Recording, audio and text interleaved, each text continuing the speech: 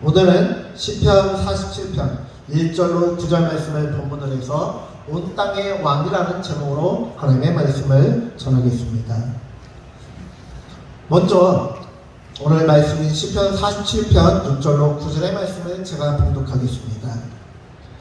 넘겨주세요. 6절로 9절 말씀이에요. 찬송하라, 하나님을 찬송하라, 찬송하라, 우리 왕을 찬송하라. 하나님은 온 땅의 왕이심이라 지혜의 시로 찬송할지어다.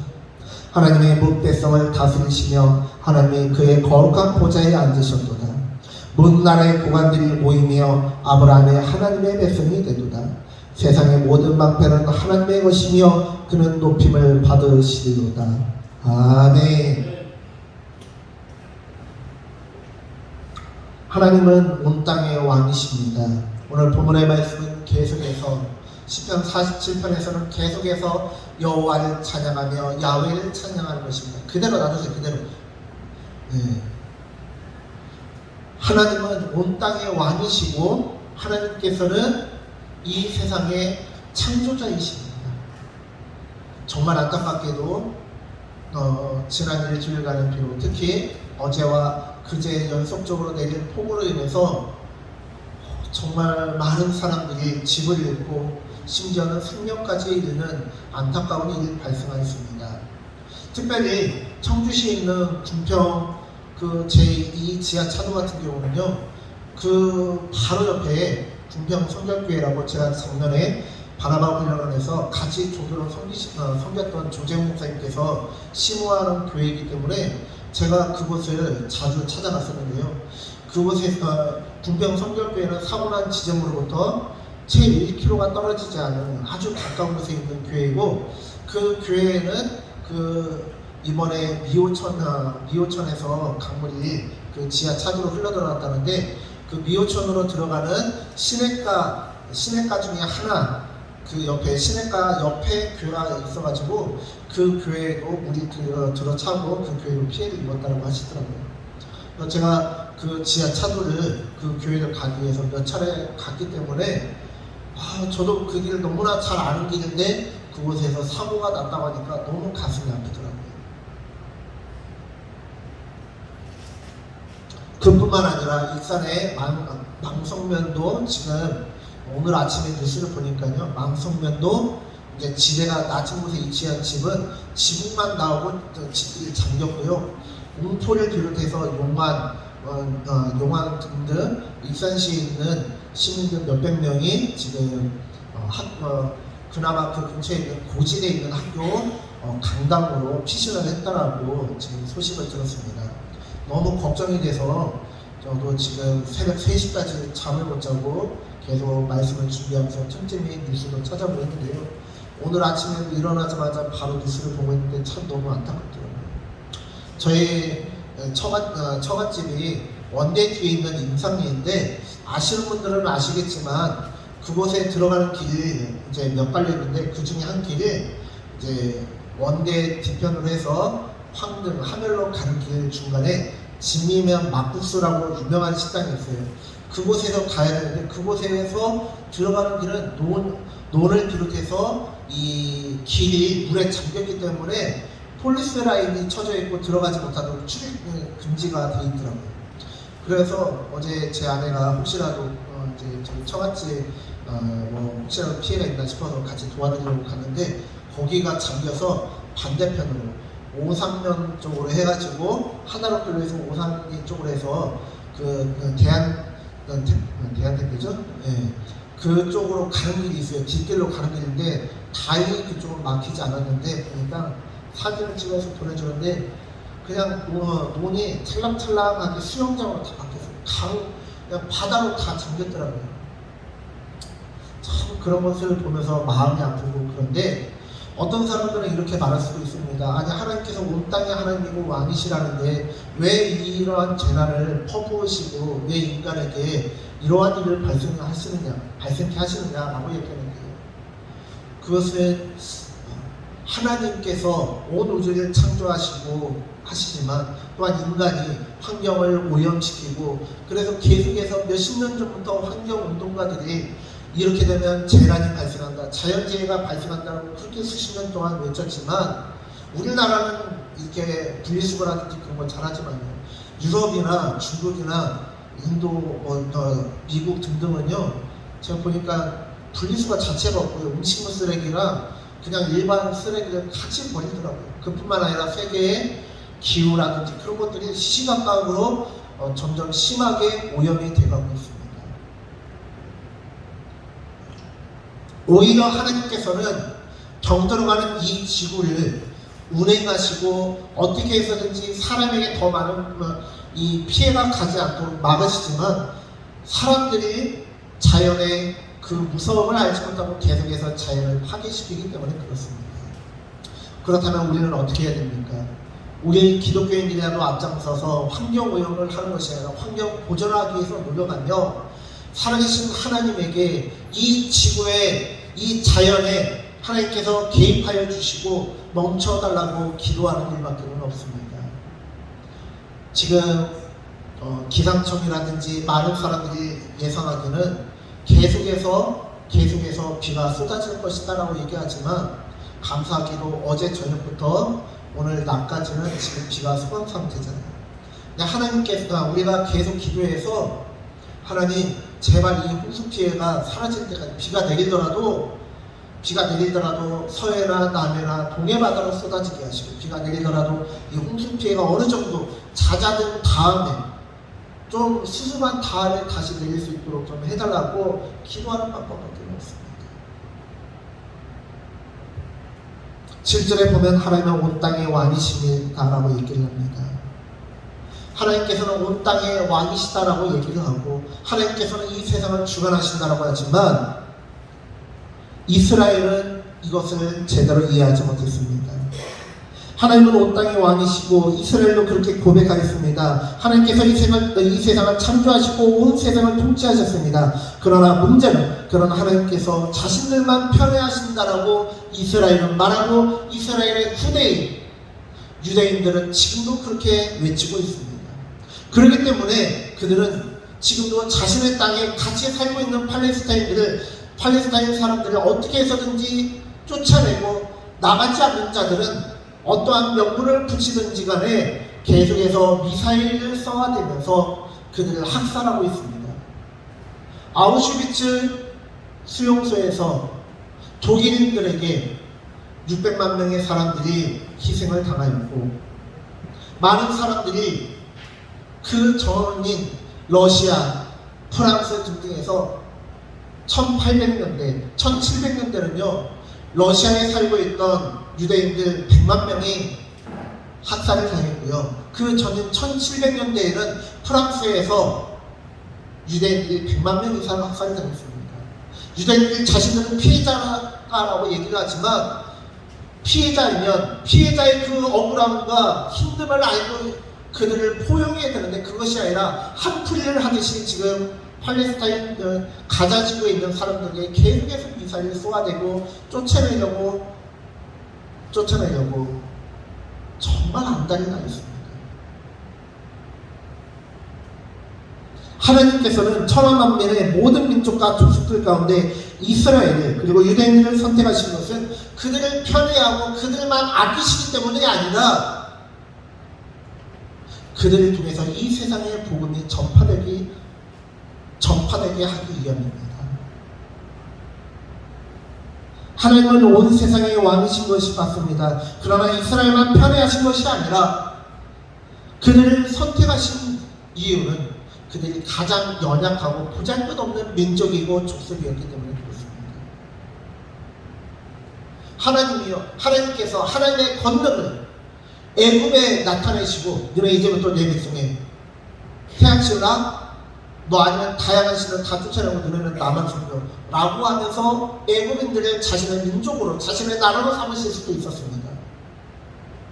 페르시아인들에게 바벨론인들에게 아수르인들에게 너희는 나만 섬겨라 라고 말씀하실 수도 있었습니다.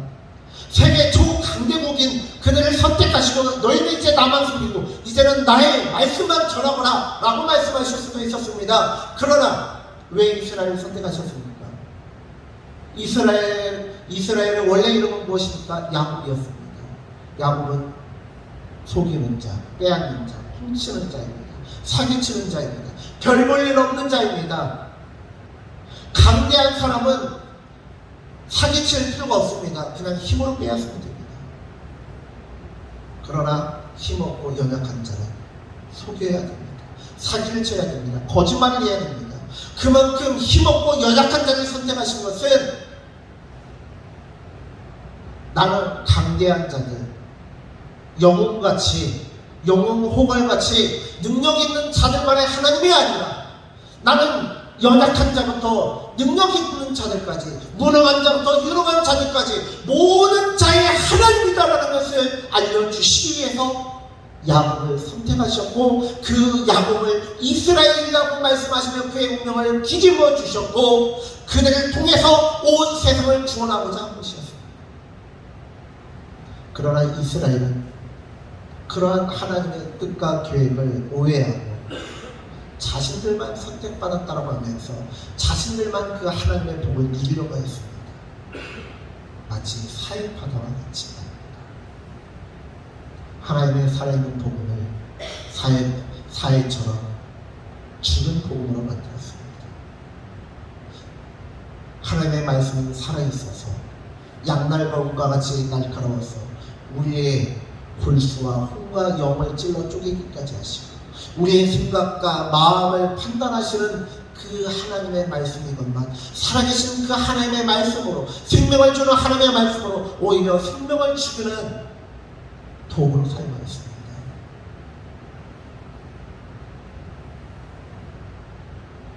사도행전 10장을 보니까 하나님께서는 베드로에게 이러한 환상을 보여주셨습니다. 베드로가 시장하던 가운데 사람들이 음식을 준비하고 그런 옥상에 올라가서 기도를 하고 있었습니다. 그런데 갑자기 화물경에 빠지면 하나님의 신비한 임재 가운데 들어가면 하나님께서 보여주시는 환상을 보게 되는데요.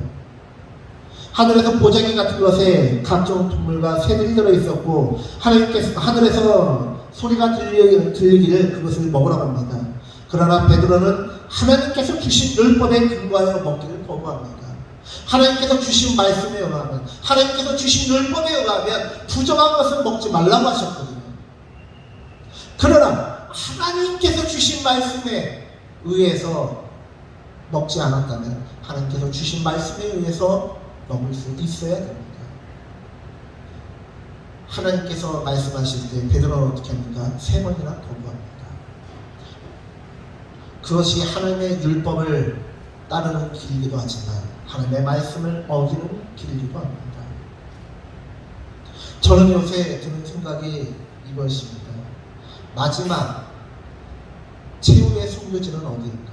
마지막까지 복음을 받아들인 마지막 순간, 하나님께서 모든 사람의 복음을 받아들이고 하나님께서 내려오시기 직전에 마지막 복음을 받아들이는 사람이 누구일까? 라는 생각을 하게 되는데요. 오해하지 말아주세요. 저는 저 자신이 아닌가 싶습니다. 하나님의 말씀을 믿고 있는 우리 자신이 아닌가 싶습니다. 물론 성경에서 말씀하고 있는 복음을 전하라고 믿지 않는 자들에게 복음을 전하는 것은요, 모든 사람에게 전해야 되는 것이지만요, 제가 말씀드린 것은 무엇이면 우리가 정말 복음을 알고 있고 복음에 순종하고 있느냐 이것입니다. 마치 베드로가 하나님의 음성을 들음에도 불구하고 율법에 의지해서 하나님의 말씀을 행하지 않은 것처럼 우리 또한 베드로와 같이 하나님께서 말씀하시지만 듣지 않는 것은 없는지 돌아보길 바랍니다.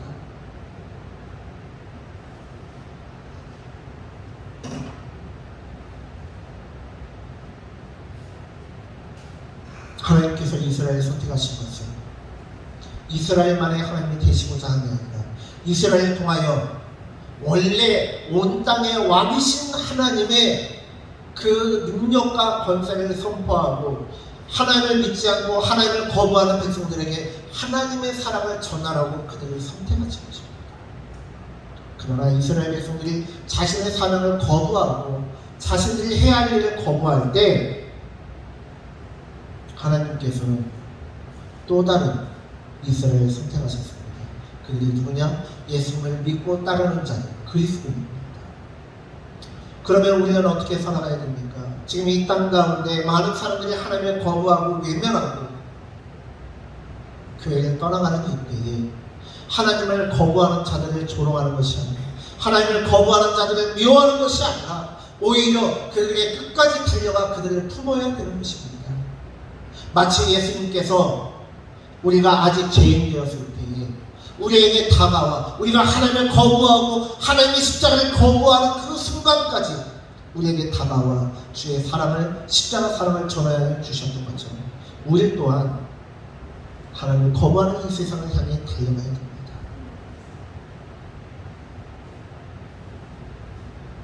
감사하게도 우리 교회 성도님들 가운데에는, 또한 우리 교회 가운데에는 이 죄를 입으신 분이 없어서 참 감사합니다. 물론 일부의 어떤 피해를 입으신 분들은 계시지만, 그러나 정말 큰 피해가 없고 이 정도로 마친 것에 대해서 정말 감사합니다. 그렇다고 해서 우리가 그것으로 만족하는 것이 아니라, 당장 우리와 같은 익산에 살고 있는 익산 시민이, 웅포에 살고 있던 한 시민의 생명을 잃고, 또한 많은 익산에 살고 있는 주민들이 이재민이 되어지고 집을 잃고 많은 재산상의 피해를 입은 것을 우리가 기억하면서 그들의 이웃이 되어지고 그들에게 따뜻한 온전의 손길을 베풀 수 있어야 될 줄 믿으시기 바랍니다. 왜요? 하나님은 우리만의 하나님이 아니고 온 땅의 왕이시고, 그렇다면 우리 또한 우리가 믿는 하나님의 온 땅의 왕이시고 모든 사람의 하나님이라는 것을 믿는다면, 너와 나는 다른 사람이 아니라 너와 나는 하나이고 당신과 우리는 한 가족이다라는 것을 믿어야 돼요. 왜? 우리는 하나님을 믿고, 하나님께서는 온 땅의 모든 사람들이 아담과 하와로부터 시작되었고 아담과 하와로부터 시작된 한 민족이요 한 가족이다라고 성경이 말씀하고 있기 때문에 너와 나는 다른 이가 아니라 너와 나는 한 가족이다라는 마음을 가지고 이웃의 아픔과 고통을 나의 아픔과 고통으로 받아들여야 될 줄 믿으시기 바랍니다.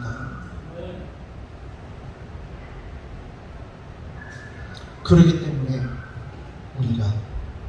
우리와 전혀 관계도 없는 지구 반대편에 있는 유럽으로, 중남미로, 아프리카로, 동남아로 우리가 선교사를 파송하는 것 아니겠습니까? 선교사님들이 정든 고향을 떠나 사랑하는 가족의 품을 떠나 먼 이역만리 먼 그곳으로 나아가서 언어도 다르고 물도 다르고 사람도 낯선 그곳에 가서 의지할 사람 아무도 없는 그곳에 가서 복음을 전하시는 것 아니겠습니까? 그렇기 때문에 우리가 손해를 보면서 어려운 이웃들에게 온전의 손길을 베풀고 하나님의 사랑을 베푸는 것 아니겠습니까? 사랑하는 성도님들, 살아계신 하나님께서는 온 땅의 왕이시며 모든 사람의 하나님이십니다. 그렇다면 하나님의 백성인 우리는 어떻게 살아야 되겠습니까? 우리 또한 온 땅의 왕이신 그 하나님의 통치하심을 따라 그 하나님의 사랑을, 그 하나님의 십자가 사랑을 우리 또한 전해야 될 줄 믿으시기 바랍니다.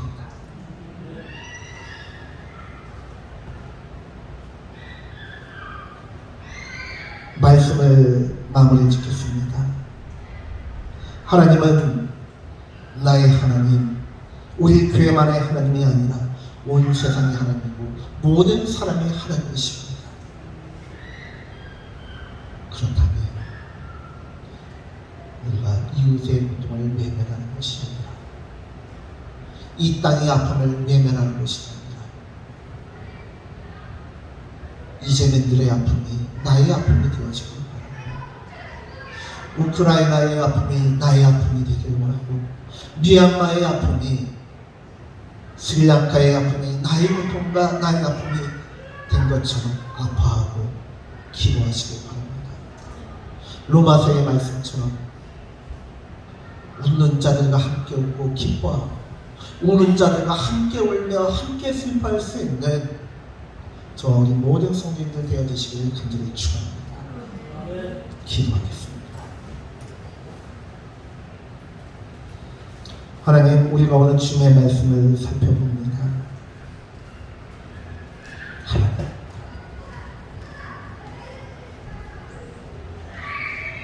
온 세상이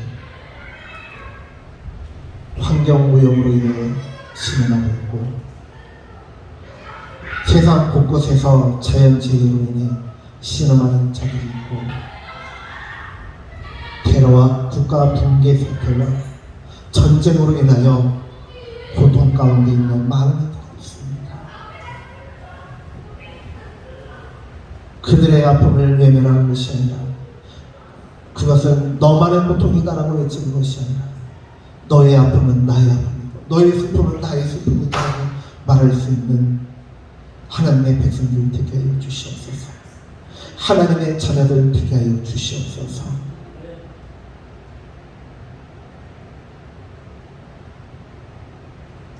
온 땅의 왕이신 하나님, 그 하나님의 통치하심을 믿고 온 땅의 하나님이신 그 왕의 발자취를 따라가는 우리 모두가 되게 하여 주시옵소서.